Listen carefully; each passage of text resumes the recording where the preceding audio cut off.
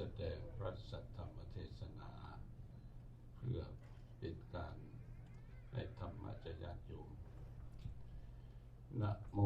ตัสสะภะคะวะโตอะระหะโตสัมมาสัมพุทธัสสะนะโมตัสสะภะคะวะโต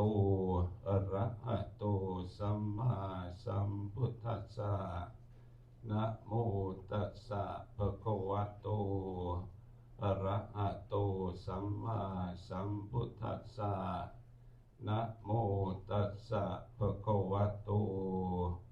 อะระหะโตสัมมาสัมพุทธัสสะสุโขปุญญสะอุจจโยติณโอกาสบัดนี้อาตมาภาพจะได้แสดงพระสัทธรรมเทศนาปรารภถึงการเฉลิมฉลองในการสร้างวัดโบสถ์เจษฐารามซึ่งปีท่านมหาปิยะอุตตมปัญโยปริยนธรรม9ประโยคซึ่งได้เป็นเจ้าอาวาสพร้อมคณะสงฆ์และศรัทธาสาธุชนทั้งหลายที่ได้มาร่วมด้วยช่วยกันได้สร้างวัดแห่งนี้เพื่อให้เป็นที่ได้บำเพ็ญกุศลสร้างคุณงามความดีแก่ญาติโยมสาธุชนทั้งหลาย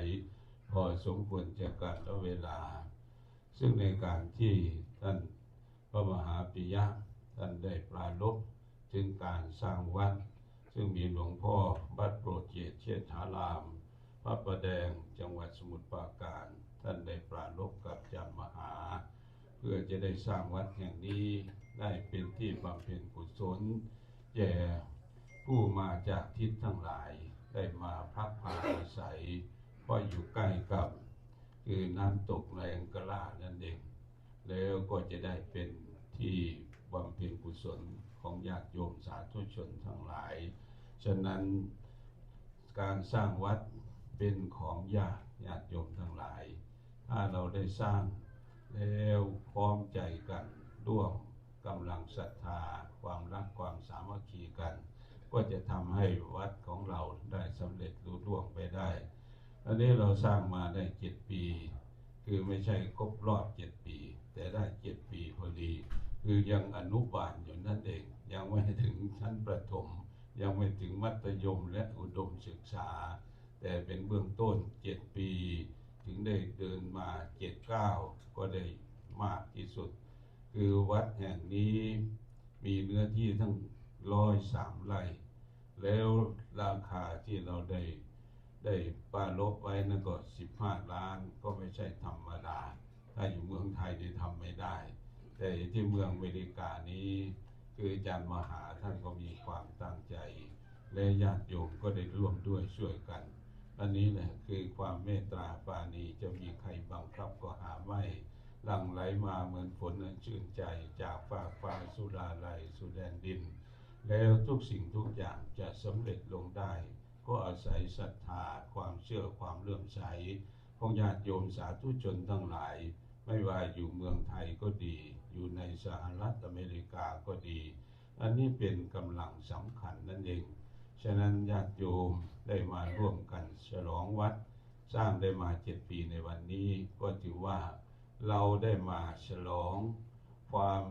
สำเร็จของพวกเราท่านทั้งหลายที่ได้ร่วมกันได้สร้างวัดแห่งนี้ขึ้นมาเพราะวัดนั้นเป็นสถานที่สำคัญในทางพุทธศาสนาอันนี้เป็นคอกม้าแต่ต่อมาก็เป็นพุทธอุทยานคือเป็นพุทธสถานที่ให้เราท่านทั้งหลายได้มาประพฤติปฏิบัติธรรมได้มาบำเพ็ญกุศลได้มาฝึกกายฝึกวาจาฝึกใจของเราให้เป็นคนดีในสังคมได้ฉะนั้นหลักธรรมในทางพระพุทธศาสนาคือหัวใจสำคัญนั้นสอนให้เราท่านทั้งหลายได้รู้ได้เข้าใจและนำไปประพฤติปฏิบัติเพื่อให้เกิดความร่มเย็นเป็นสุขในชีวิตของเราได้ต้องอาศัยธรรมะเป็นเครื่องชำระจิตใจของตนเองให้สงบสะอาดสว่างจะพบทางแห่งความสุขได้ หัวใจของศาสนานั้นสอนให้เราได้ทำความดีเว้นจากความชั่วและทำใจของตนเองให้ผ่องใสดีงามฉะนั้นญาติโยมสาธุชนทั้งหลายสุขหรือทุกข์ตรองดูรู้ที่จิตถูกหรือผิดตรองดูรู้ที่ผลดีหรือชั่วตรองดูรู้ที่ตนฉะนั้นเราได้มาบำเพ็ญกุศลในวันนี้คือมีเจตนาดีในเบื้องต้นในท่ามกลางในที่สุดอันนี้แหละจะเป็นบุญกุศลคุณงามความดีของพวกเราท่านทั้งหลายแล้วเรามาให้กำลังใจอาจารย์มหาปิยะคือกำลังใจเป็นสิ่งที่สำคัญคือเรามีกำลังใจทำอะไรก็สำเร็จได้ไม่ว่าอยู่ที่ใดก็ตามเป็นพลังอันสำคัญอย่างยิ่งฉะนั้นจึงให้ข้อคิดว่าเราจะปลูกพืชก็ต้องเตรียมดินเราจะทำกินก็ต้องเตรียมอาหารเราจะพัฒนาการก็ต้องเตรียมคน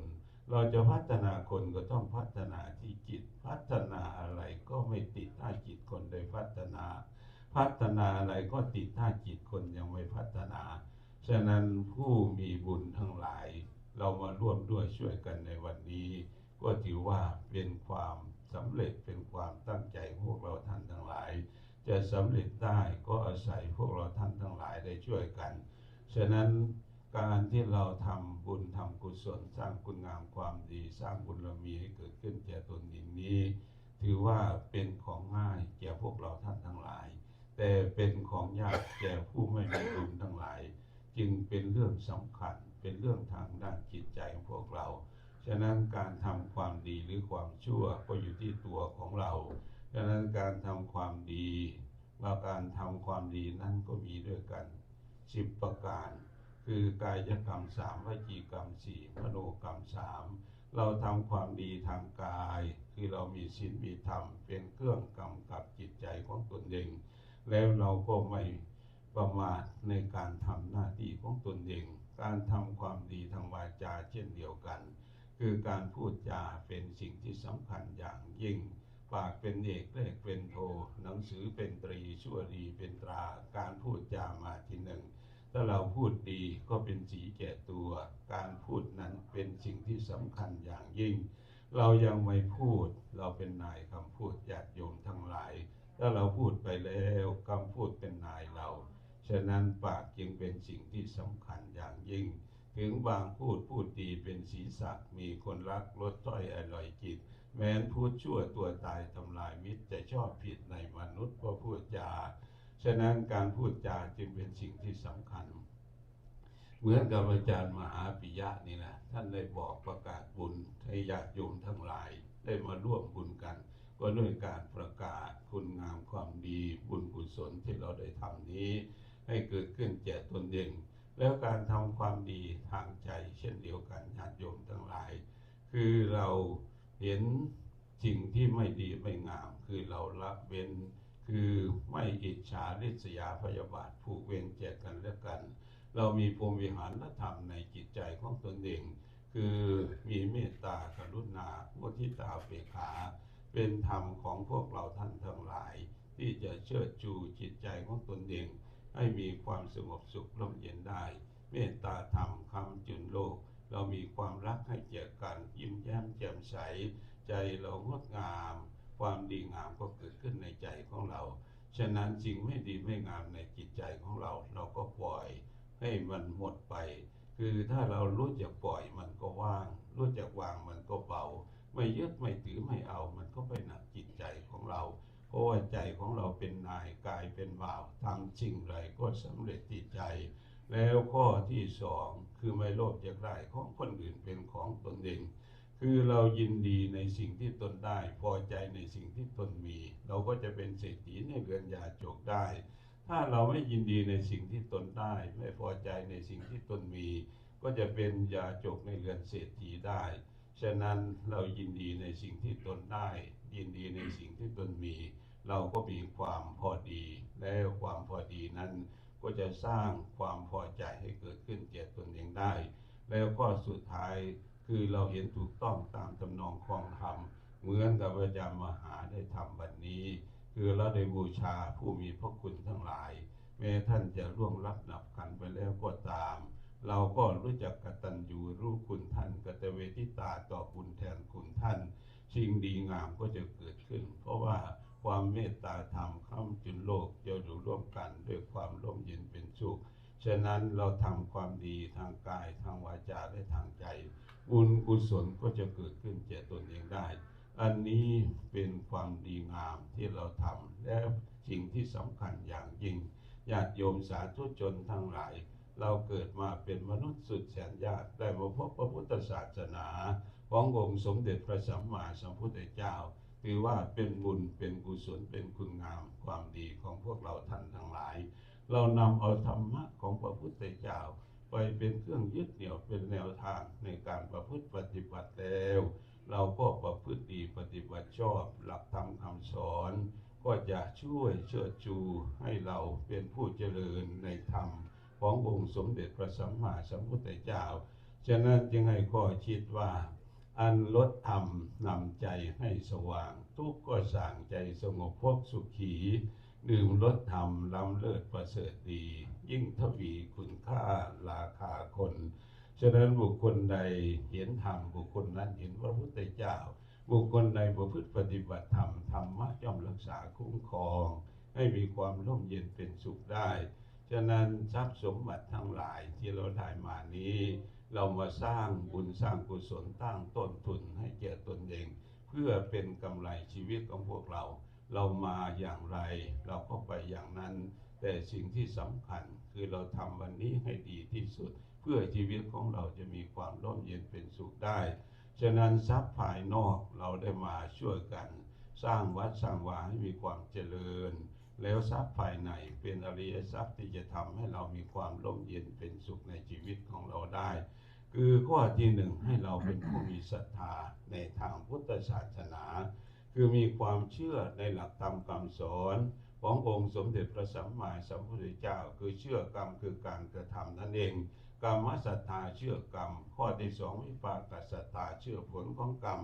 ข้อที่สามกรรมกตศรัทธาเชื่อว่ากรรมนั้นเป็นสิ่งจำแนกให้มนุษย์เรามีความแตกต่างกันญาติโยมทั้งหลายแข่งเรือแข่งพายแข่งกันได้แข่งบุญแข่งวาสนานั้นแข่งกันไม่ได้ข้อที่สี่ตถาคตโพธิสัตว์เชื่อการตรัสรู้ขององค์สมเด็จพระสัมมาสัมพุทธเจ้าธรรมะข้อต่อมาคือให้เราเป็นผู้มีศีลนั่นเองศีลทำให้สวยศีลทำให้รวยศีลทำให้งามบุคคลใดมีศีลมีธรรมในจิตใจแล้ว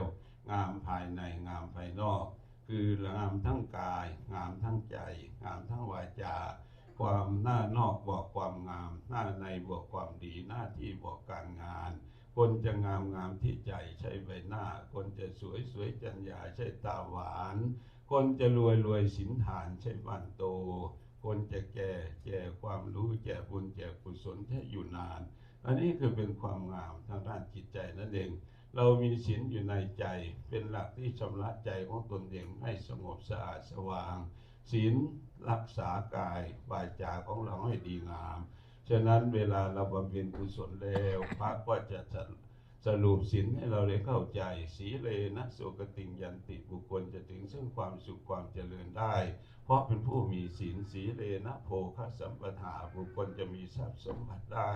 เพราะเป็นผู้มีศีลสีเลนะโสกติงยันติบุคคลจะถึงซึ่งบรมสุขคือพระนิพพานได้ก็คือศีลนั่นเองฉะนั้นรักษาศีลรักษากายวาจาของเราดีงามธรรมะข้อต่อมาคือหิริความละอายใจละอายต่อการกระทำความชั่วทั้งหลายเรากลัวบาปแต่เราไม่กลัวความดีเราสร้างความดีเกิดขึ้นแก่ตนเองอันนี้แหละเป็นเนื้อนาบุญเป็นที่พึ่งของพวกเราท่านทั้งหลายธรรมะข้อต่อมาคืออุตตปะความเกรงตัวต่อบาปกรรมนั่นเองเพราะว่ากรรมดีให้ผลดีคือความร่มเย็นเป็นสุขกรรมชั่วให้ผลชั่วคือความเดือดเนื้อร้อนใจของเราเป็นทุกข์ในกายในวาจาในใจของเราได้ละสิ่งที่ควรละเว้นสิ่งที่ควรเว้นทำสิ่งที่ควรทำสิ่งที่เป็นประโยชน์แก่ตนเองแก่ผู้อื่นแล้วก็จะมีความสงบสุขร่มเย็นทั้งตนเองและผู้อื่นได้ธรรมะข้อต่อมาคือพาหุสัจจะญาติโยมสาธุชนทั้งหลายสุดสังละปะเตปัญญาฟังด้วยดีย่อมได้ปัญญา เราฟังแล้วเกิดปัญญานำไปประพฤติปฏิบัติก็จะเกิดมรรคเกิดผลแก่ตนเอง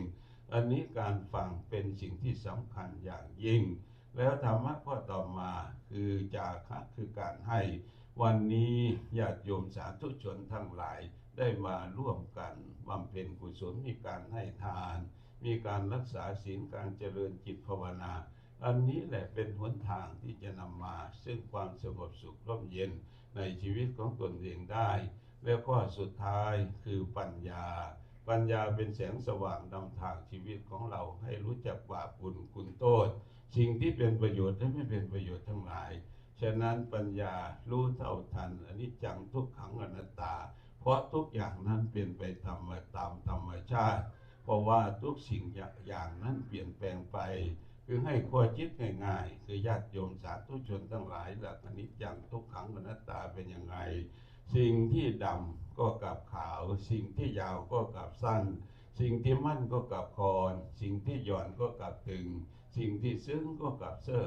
อันนี้แหละเป็นหลักอนิจจังคือความไม่เที่ยงสิ่งที่ดำก็กลับขาวเหมือนกับผมบนหัวของเรานั่นแหละเวลาเราเป็นหนุ่มมันก็ดำเวลาพบค่ำมันก็ขาวเป็นธรรมดาสิ่งที่ยาวก็กลับสั้นเหมือนกับสายตาของเรานี่แหละเมื่ออายุมากขึ้นมันก็สั้นมองอะไรก็ไม่เห็นชัดเนี่ยสิ่งที่ยาวก็กลับสั้นสิ่งที่มั่นก็กลับคอนเหมือนกับฟันของเรานี่มันร่วงหล่นไปเป็นธรรมดาสิ่งที่หย่อนก็กลับตึงเหมือนกับหูของเรานี่ตอนหนุ่มๆเราฟังเพลงก็ไพเราะฟังธรรมะก็ชื่นใจพอพบค่ำอายุมากมันก็ไม่ค่อยได้ยินนั่นแหละเนี่ยสิ่งที่หย่อนก็กลับตึงสิ่งที่ซึ้งก็กลับเซ่อคือหลงลืมเป็นธรรมดาเพราะว่ามันเปลี่ยนแปลงไปเป็นเช่นนั้นเองเป็นหลักอนิจจังทุกขังอนัตตาเราบังคับไม่ได้ฉะนั้นญาติโยมสาธุชนทั้งหลายเมื่อเราได้ประพฤติปฏิบัติธรรมแล้วมีการให้ทานรักษาศีลเจริญจิตภาวนาแล้วจิตใจของเราก็ช่ำชื่นคือเรายินดีในผลทานที่เราได้ทำฉะนั้นจึงให้ข้อคิดว่าค่าของคนมิได้นับพอทรัพย์มากหรือนับจากรูปลักษณ์สูงศักดิ์ศรีหากเกิดจากคุณงามและความดีเป็นสิ่งที่จันลงให้โลกไพบูลย์ฉะนั้นญาติโยมสาธุชนทั้งหลายวันนี้เราได้มาร่วมกันบำเพ็ญกุศลคือสร้างคุณงามความดีให้เกิดขึ้นแก่ตนเองเรามีบุญและเราสร้างบุญต่อบุญเพื่อสร้างคุณงามความดีเป็นกำไรชีวิตแก่ตนเองเราได้สร้างวัดขึ้นมานี้ก็เพื่อเป็นสถานที่บำเพ็ญกุศลได้สวดมนต์ทำวัดเจริญจิตภาวนาแล้วพระสงฆ์เราก็ได้ทำกิจกรรมอันสำคัญแล้วเราก็ได้บุญได้กุศลเป็นนิพพานสุขด้วยคือสุขตลอดกาลนั่นเองญาติโยมทั้งหลายฉะนั้นจงปลื้มใจว่าภูมิใจที่เราได้มาสร้างธรรมสถานคือสร้างเป็นวัดเพื่อให้พระสงฆ์เราได้สวดมนต์ทำวัดเจริญจิตภาวนาทำหน้าที่ของพระสงฆ์ญาติโยมก็ได้บำรุงแล้วเป็นกุศลคุณงามความดีวันนี้เราได้มาเห็นก็เป็นบุญตาได้เจรจาก็เป็นบุญปากได้อุปถัมภ์ประทานก็เป็นบุญใจของพวกเราถือว่าเราได้บุญกันทุกคนญาติโยมทั้งหลายฉะนั้นก็ขออนุโมทนาบุญในกุศลคุณงามความดีของท่านทั้งหลายที่มาจากวัดต่างๆในวันนี้มาฉลองวัดได้สร้างวัดโปรดเจตฐารามแห่งนี้สร้างมาได้7 ปีก็ถือว่าได้ดำเนินมาอย่างมากแล้วได้มีศาลามีหอฉันแล้วสถานที่ต่างๆก็ได้คือเกิดความเจริญรุ่งเรืองขึ้นเพราะว่าความตั้งใจของเจ้าวาดฉะนั้นในโอกาสสุดท้ายแห่งการแสดงพระสัทธรรมเทศนาก็ขอให้ญาติโยมสาธุชนทั้งหลายจงภาคภูมิใจในสิ่งที่เราได้กระทำนี้ถือว่าได้เป็นบุญเป็นกุศลเป็นที่พึ่งของพวกเราท่านทั้งหลายเพราะว่าบุญนั้นเป็นชื่อของความสุขเกิดขึ้นได้เพราะการกระทำคุณงามความดีทั้งทางกายทางวาจาและทางใจในโอกาสนี้ก็ขออำนาจบุญกุศลคุณงามความดีผลศีลผลทานผลเจริญจิตภาวนาของญาติโยมทั้งหลายได้ตั้งใจมาทำในวันนี้ จงเป็นตบะเป็นเดชะเป็นพระปัจจัยอำนวยอวยชัยญาติโยมสาธุชนทั้งหลายที่ได้มาพร้อมกันบำเพ็ญกุศลในวันนี้จงเป็นผู้เจริญในธรรมขององค์สมเด็จพระสัมมาสัมพุทธเจ้าเจริญด้วยลาภยศสุขสรรเสริญเจริญด้วยอายุวันนะสุขภละปฏิภาณคุณสารสมบัติปรารถนาสิ่งหนึ่งประการใดอันเป็นไปโดยชอบประกอบด้วยธรรมแล้วขอสิ่งนั้นทั้งมวลจงเป็นผลสำเร็จแก่ท่านทั้งหลายในที่ทุกสถานในการทุกเมื่อเทินดังแสดงพระสัทธรรมเทศนามาก็พอสมควรแก่เวลาเอวังก็มีด้วยประการฉนี้ สา